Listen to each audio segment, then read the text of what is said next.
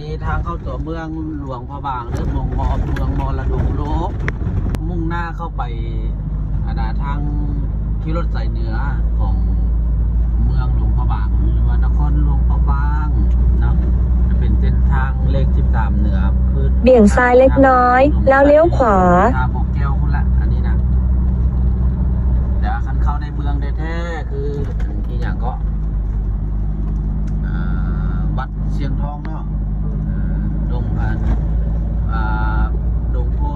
เป็นอย่างโพสีโอแมนวัดโพสีวัดโพสีวัดโพสีแล้ว